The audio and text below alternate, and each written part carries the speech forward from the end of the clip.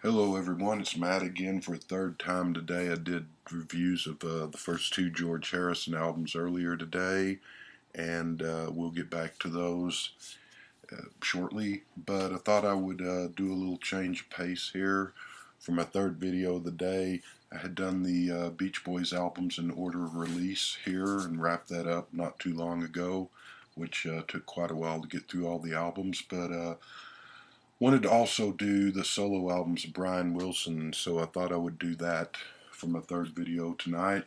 And we start with the July 12th, 1988 release, his first solo album named simply Brian Wilson. This is the copy that I got for Record Store Day a few years ago. That actually says first time on vinyl on the sticker there. I don't think that's entirely accurate. I think it did come out on vinyl back in '88, but I could be mistaken.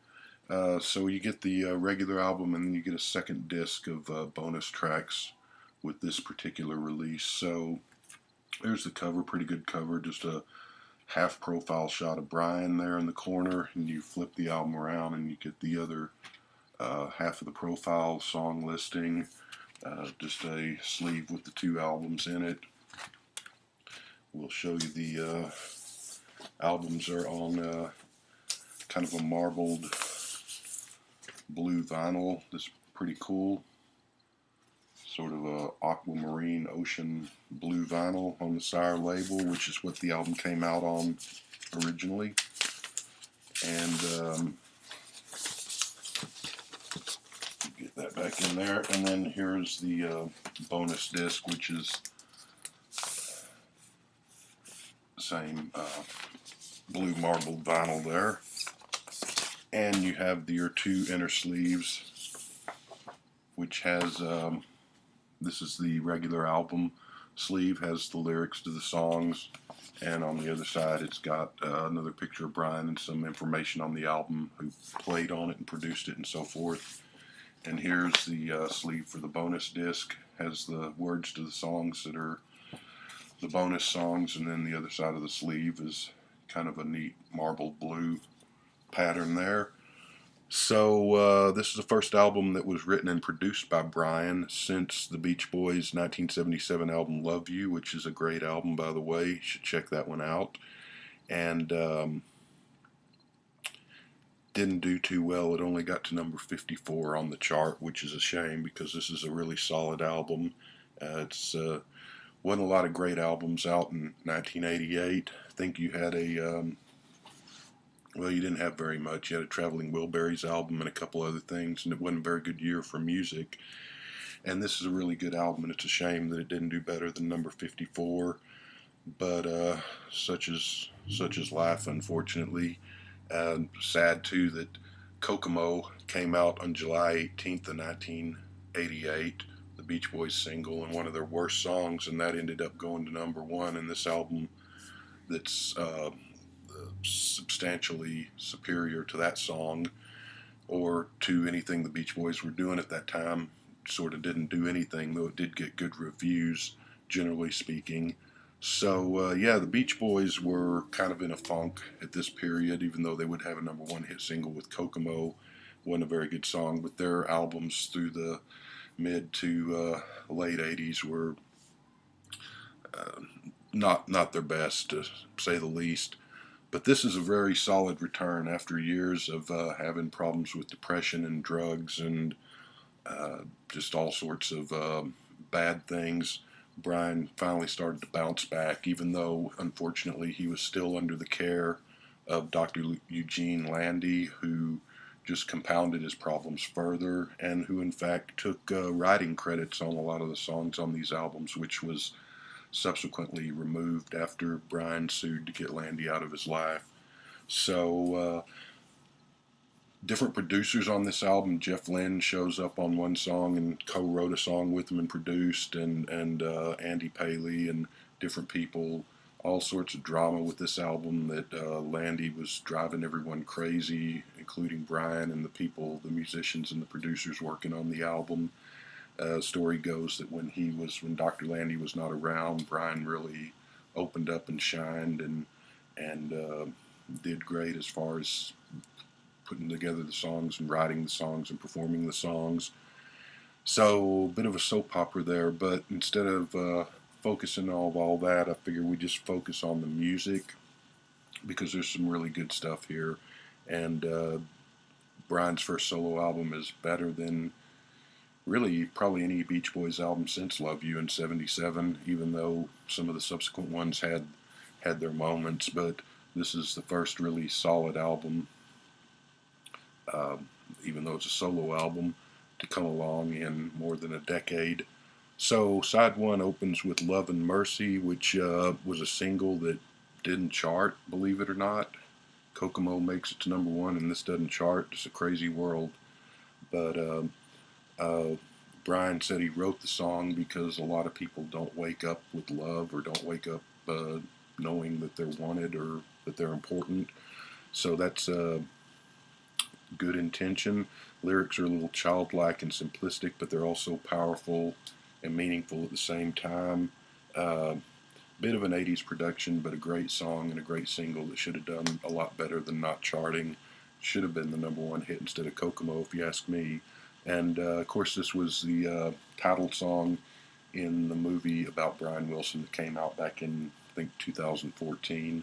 And just a really great song, and could have been a Beach Boys song, but as Brian's solo song, it works beautifully. I give Love and Mercy a 10. Second song is Walking the Line. Sounds like a late 80s song, but it doesn't have simplistic lyrics. It has some substance to the song, just lyrics about despair and the treadmill of depression in everyday life. Pretty good song. I'm going to give that one a 7. Third song is Melt Away. It sounds classic Beach Boys. It's just golden era Beach Boys sound to it. It's just a beautiful, beautiful song of sort of deep loneliness and despair, but also holding out hope. Might be the highlight of the album. I give Melt Away a 10. I think that was a single too, and it didn't go anywhere. Baby Let Your Hair Grow Long is the fourth song. Kind of harkens back to Caroline No. It's not the masterpiece that Caroline No is, but it does have a little bit of Pet Sounds stuff going on in the song. It's a very good song. I give it an 8. It's a good solid song. So far, side one is looking pretty good here. #5 is Little Children. This song, the music is a bit too rushed and busy, but it's about his kids, his daughters that were young kids at that time.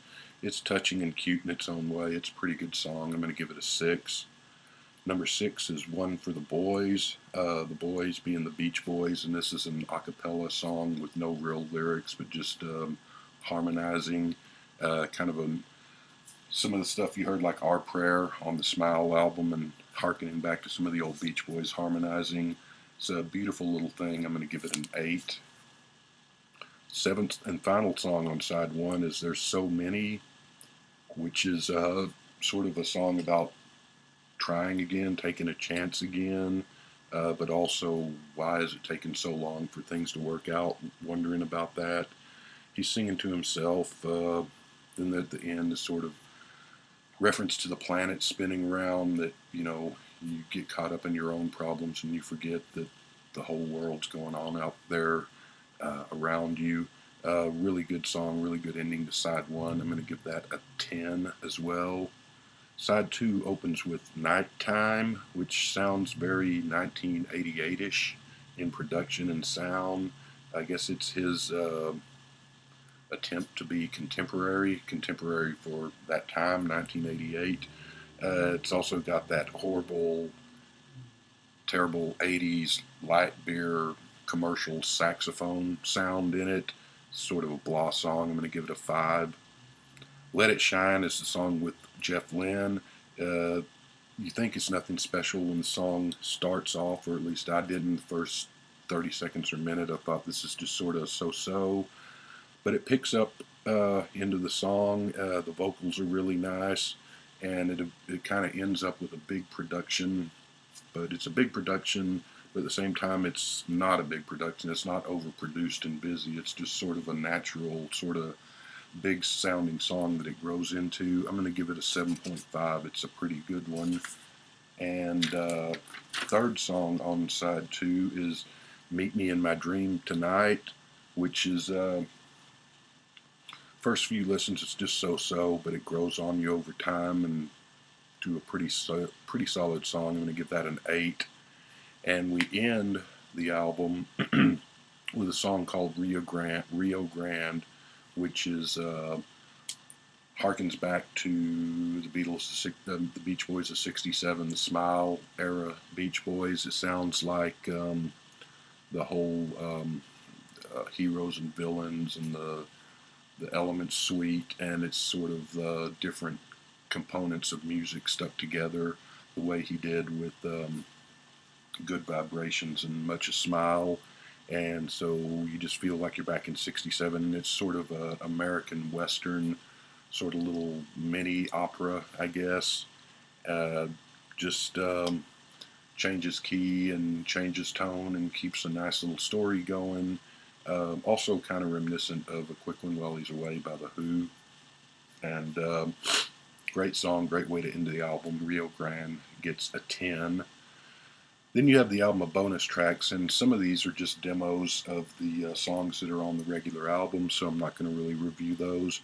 But there were, I think, 5 songs that were either just left off the album or that were B-sides to the couple of singles that were from the album.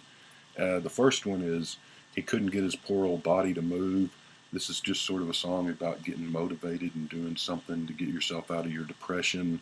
It's music-wise, it's just okay. It's a good message, but not that much of a song. I'm going to give it a 5.5, mainly just for the message. Second song is Being with the One You Love. I don't know if he's singing to his father, singing to Dennis Wilson, his brother, singing to his wife, and I don't know if he had married her at that point. But it's a nice, affecting song. I'm going to give that a 7. Third song, Let's Go to Heaven in My Car. This song is pretty awful. It's very late 80s sounding production. It's kind of just silly, like the Get Out of My Dreams, Get Into My Car type of song. It's got that sort of lame late 80s guitar sound in it, and I don't like it. I'm going to give that one a 3. It's a throwaway song, and it's best that was not on the regular album. Fourth song is Too Much Sugar, which is about eating right and staying healthy. Kind of harkens back to Vegetables from Smile, though it's nowhere near in the same class as Vegetables. Kind of a silly song. It actually sounds like a bad Huey Lewis and the News song, to be honest, and that one gets a 3 as well. And the last song on the bonus disc that wasn't on the album proper is called Night Blooming Jasmine, which has a cool piano, kind of a different, not strange really, but just a different type of vocal from Brian. It seems like he's in a playful mood and having fun. It's a really good song. I'm going to give that a 9, and it's a shame that one wasn't on the album proper. So there you go with Brian's first solo album from 1988, Brian Wilson, eponymous album, and in deference to the year it came out, I'm going to rate this album an 8.8. It's a pretty solid start to his solo career, and there's some really good songs on here. It's a shame it didn't do better, but that's no excuse not to look it up now and check it out, because it's worth your time if you like the Beach Boys or if you just like good music. And more Brian Wilson and more George Harrison reviews to come. Take care.